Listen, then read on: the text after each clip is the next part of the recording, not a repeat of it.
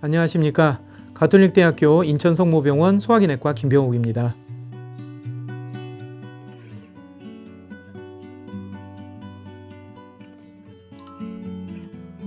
전 세계적으로 우리나라가 위암 발생이 가장 많은 나라로 되어 있는데 중요한 이유 중에 하나가 첫 번째는 헬리코박터 균 감염이고요. 그 다음에 다른 원인으로는 김치라든가 절인 음식들을 많이 먹거든요. 그런 음식들을 많이 섭취하기 때문이라고 생각을 하고 있습니다.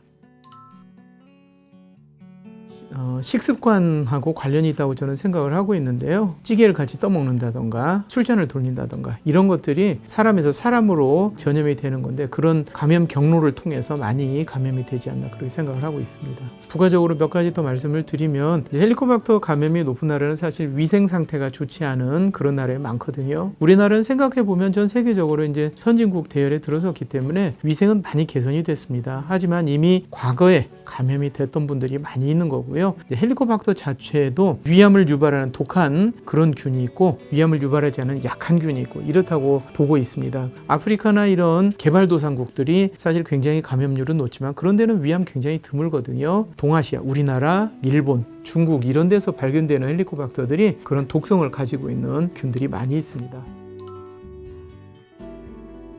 헬리코박터 감염이 없는 사람에 비해서 감염이 있는 사람이 2배에서 10배 정도 차이가 난다고 보고가 되어 있습니다. 헬리코박터 감염이 돼서 그 만성 위염이 점점 진행이 되면서 위축성 위염, 장상피화생, 위선종, 그 다음 이제 위암까지 이렇게 진행이 되는 그런 단계를 밟게 되는데요. 보통은 이제 우리나라에서 위암이 문제가 되는 것은 10대 그런 정도의 감염이 됐을 때 그게 점점 진행이 돼서 30-40년은 걸린다고 봐야죠. 그렇지만 비교적 짧은 시간 안에 빠르게 위암으로 진행이 되시는 분들이 있습니다. 헬리코박터 치료를 하면은 위암에 걸릴 확률이 반 이하로 떨어진다고 그런 연구들이 나와 있습니다. 어느 정도 상당히 진행이 됐을 때, 특히 이제 장상피화생 그 정도라고 생각을 하는데 그때가 되면은 헬리코박터를 치료하고 여러 가지를 해도 그 중에서 일부는 위암이 발생을 한다는 거죠. 아직도 거기에 대해서는 굉장히 학자들 간에 이견이 많이 있습니다. 그러긴 하지만 장상피화생이 있을 때부터는 조금 어렵지 않느냐 이렇게 얘기를 하고 있습니다.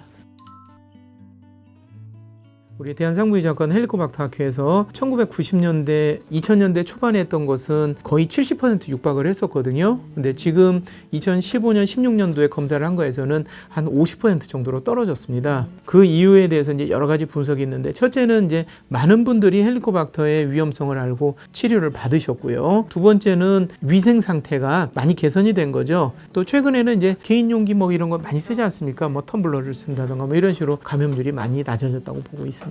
2018년을 기점으로 해서 이제 우리나라에 새로 위암으로 등록되는 분들이 3만 명 이하로 떨어졌습니다. 우리나라에서는 40세 이상이 되면은 국가암 검진을 다 하지 않습니까? 국가암 검진을 하면서 좋아진 점 중에 하나가 2년에 한 번씩 내시경을 하니까 암으로 가기 전 단계, 위선종 그런 단계에서 발견해서 떼는 거죠. 그래서 1년에 한 2만 명에서 3만 명 정도가 내시경으로 제거를 하는 걸로 알고 있거든요. 그렇게 되다 보니까 암으로 가는 것들이 확실히 떨어진 것 같습니다. 내시경을 하면서 눈으로 헬리코박터 감염에 의한 위험이구나 하고 진단을 할 수도 있지만 보통 거기에서 조직 검사를 해서 특수염색을 한다던가 PCR 검사라든가 혈액을 채취해서 한다던가 소변이라든가 대변을 채취해서 하는 방법 또 이제 구강의 침이라든가 이런 걸 가지고 하는 그런 검사법들이 나와 있습니다. 요소호기 검사는 이제 불어서 하는 검사고요. 그게 이제 비교적 간단하고 헬리코박터가 치료됐나 보는 가장 정확한 검사거든요. 이런 걸 통해서 진단을 할 수도 있습니다.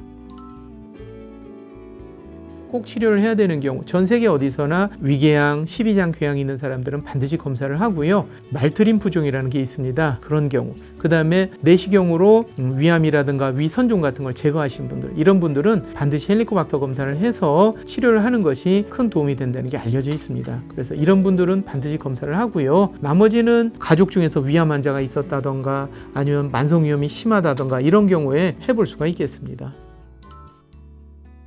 현재까지는 이제 표준 치료라고 하면은 위산 분비를 억제하는 약제하고 항생제 2가지를 사용하는 표준 3제호법이라고 얘기를 하고 있습니다. 하지만 우리나라에서 이 항생제에 대한 내성률이 점점 높아지면서 치료율이 계속 떨어지고 있습니다. 표준 치료법을 보통 7일을 먹게 되거든요. 그랬을 경우에 30% 이상이 실패를 하고 있습니다. 그래서 이제 그 다음 단계 2차 치료법으로 넘어가는데 현재 2차 치료법이라고 해서 사용하는 4제호법 위산 분비 억제제하고 비스무스란 약 약제하고 처음에 1차에 사용하지 않았던 2가지 항생제를 이렇게 4가지 약제를 사용하는 그런 치료법이 있습니다. 근데 2차 치료까지 실패하면 그 다음 마땅한 치료법이 사실 없거든요. 그러다 보니까 치료를 한번 할 때 완벽하게 치료하는 게 굉장히 중요하거든요. 최근에 배양을 하지 않고도 헬리코박터 균 자체에서 일부 유전자만 뽑아가지고 PCR 방법으로 증폭을 시켜가지고 보면은 항생제 내성이 있는 것이 확인이 되는 방법들이 개발이 됐거든요. 그래서 이제 그걸 보고 하는 맞춤 치료법들을 개발을 하고 있습니다.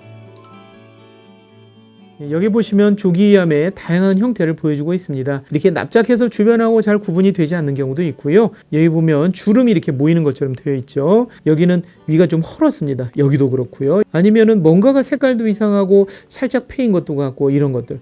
여기는 중심부에 함몰만 되어 있거든요. 그러니까 이런 형태로 조기위암의 형태는 굉장히 다양합니다. 위암이 참 어려운 것 중에 하나가 증상이 생겼을 때는 이미 치료 시기를 놓친 경우가 많습니다. 보통 이제 위암을 의심한다 하면은 뭐 갑자기 체중이 줄었다, 빈혈이 생겼다, 변이 새까맣게 나온다던가 소화가 안 되고 그런 증상들이 같이 동반되면 이럴 때 보통 생각을 한다 이렇게 교과서적으로 나와 있습니다. 하지만 이거는 진행이 이미 상당히 된 상태에서 나타나기 때문에 초기에 발견하는 게 굉장히 중요합니다. 그렇기 때문에 우리가 나라에서 2년에 한 번씩 하는 국가암 검진에 참여를 해서 열심히 하시는 게 실제로 저희도 너무 안타까운 게 국가암 검진 대상 중에서 이 내시경 검사를 받으시는 분들이 40% 정도밖에 안 돼요. 위장 조영술 가지고는 위암을 발견하는 게 굉장히 어렵습니다. 쉽게 얘기하면 위 조영술은 그림자 보는 거고요. 위 내시경은 직접 들여다보는 거거든요. 그러니까 내시경을 하시는 게 좋습니다. 현재로 조기 위암 중에서 상당 부분이 내시경으로 절제술을 받고 있습니다. 이제 점막층에만 국한된 것은 내시경으로 완전 절제가 가능하고요. 점막 하층을 파고들더라도 상당 부분이 내시경 절제가 가능합니다. 과거에는 분화도가 좋은 위암에 대해서만 그렇게 했었는데 최근에는 조심스럽게 충분히 적응증만 잘 지킨다면은 분화가 나쁜 암에서도 내시경적 절제술을 해도 큰 문제가 없는 것으로 나오고 있습니다.